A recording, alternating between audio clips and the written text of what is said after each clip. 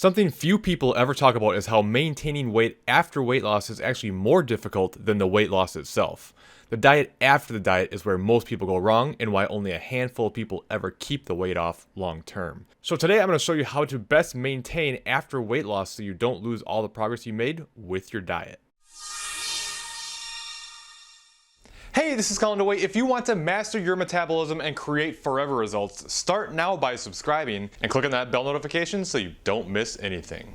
Alright, today I'm going to show you how to best maintain after weight loss, but before I get into that, I think there's something massively important we need to clear up first, and that's what weight maintenance really is. Because much like the title of this video states, I truly believe that weight maintenance, as in just staying the exact same weight forever, is a myth. It does not exist. Now, this doesn't mean you can't keep yourself in a similar spot if that's your goal, but you can't expect to diet down, weigh a certain weight, and think that'll never change. To me, weight maintenance means there's kind of a certain range of weight that you'll stay in and try to maintain that long term. In fact, to me, weight maintenance is being okay with gaining a small amount of weight over a longer period of time, but because you don't diet for a long time and you keep your calories high, you're always in a good spot metabolically, so when you want to cut back a little bit more down the road, it'll be really simple. See, the big trap many people fall into is they are constantly dieting on and off, and every time they gain a few pounds, they immediately slash their calories and try to get that weight off. The problem is your metabolism is adaptive, and the more times you do this, the more your metabolism adapts, and it just gets more and more difficult to see results from it, and you just end up with a trashed metabolism. So not only does this make it harder to lose weight, but it makes it much easier to gain weight as well,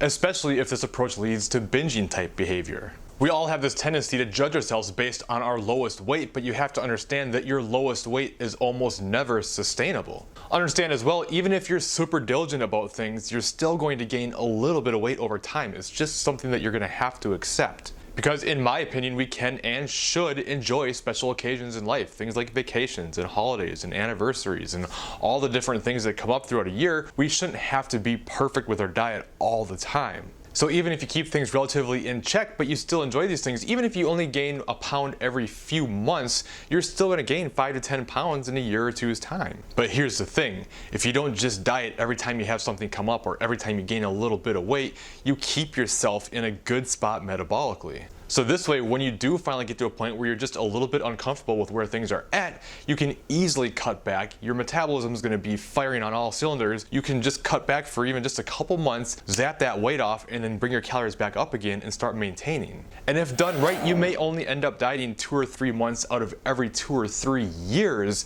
And this, my friend, is what weight maintenance looks like. Please do not put so much pressure on yourself to be constantly at this low number you feel like you should be at. You are more than just a body weight, and a few pounds here or there is going to mean absolutely nothing. Nobody else is even going to notice it, and you are more than just weight. Your self-worth has to be wrapped up in so much more than just weight and physical appearance.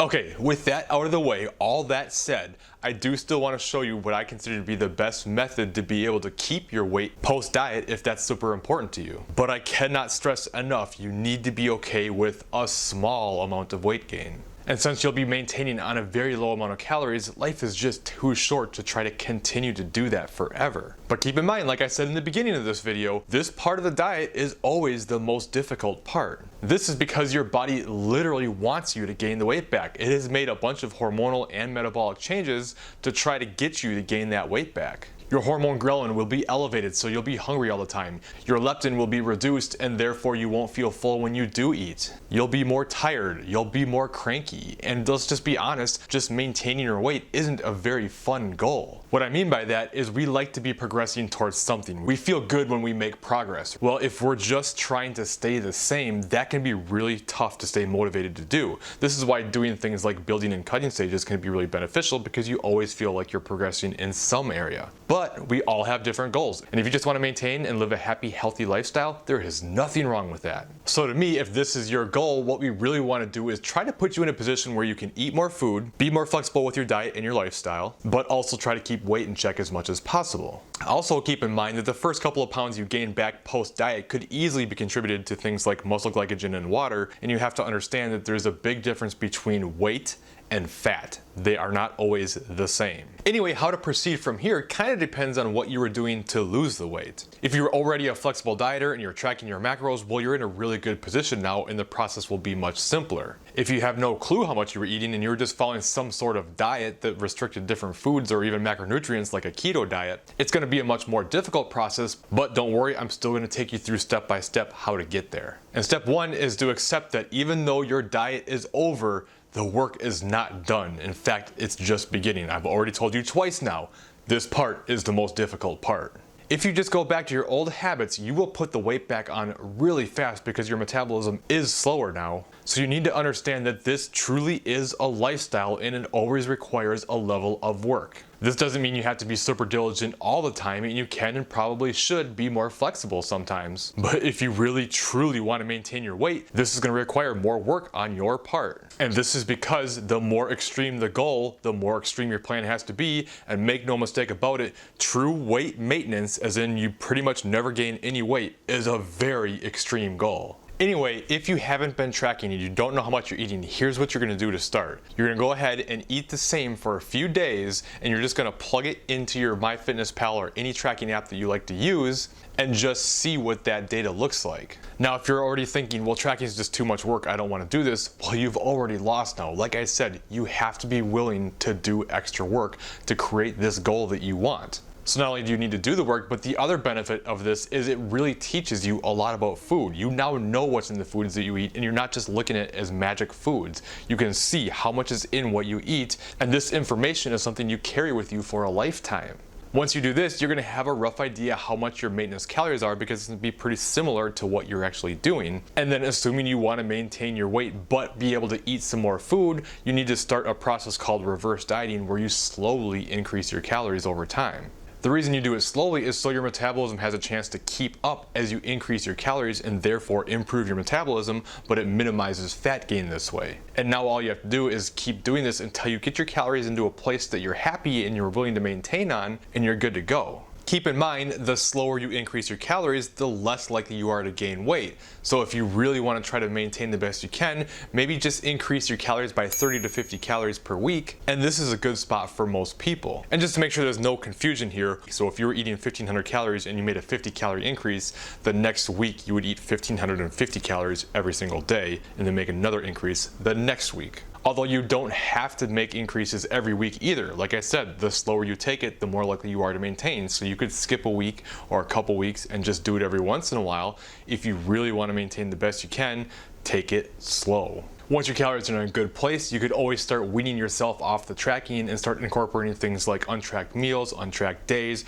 but trying to eat relatively similar so you have that knowledge base built. But of course, if it's really important for you to maintain, tracking is going to be a big help in making sure you do that.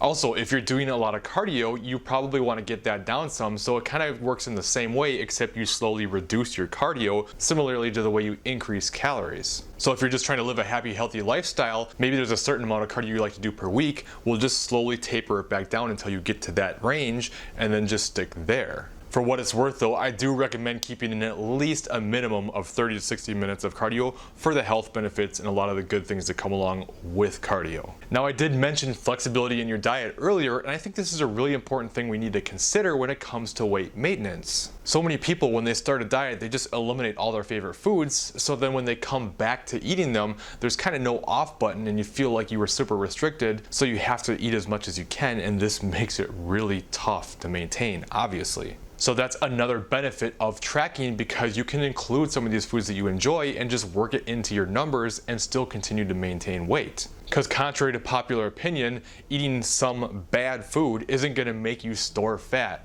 That can only happen by eating in a calorie surplus. And as long as your diet as a whole is relatively healthy, just eating a small amount of things that you enjoy is not going to change that. In fact, I argue that most of your health markers come from the amount of body fat you carry and not the exact foods you eat. And if you want to be able to maintain weight long term, a healthy relationship with food is really important, and the all or nothing approach is not going to get you there. By the way, I realize you might be skeptical of this and you may not believe me when it comes to eating bad foods and remaining healthy. If that's you, then make sure you check out this video where I go over complex versus simple carbs, which is often considered good versus bad carbs, and I look at some research and talk about the differences between the two, and some of this data is probably going to shock you. If you have any questions, please leave them in the comments below. If you're new to the channel, consider subscribing, and I'll see you next time.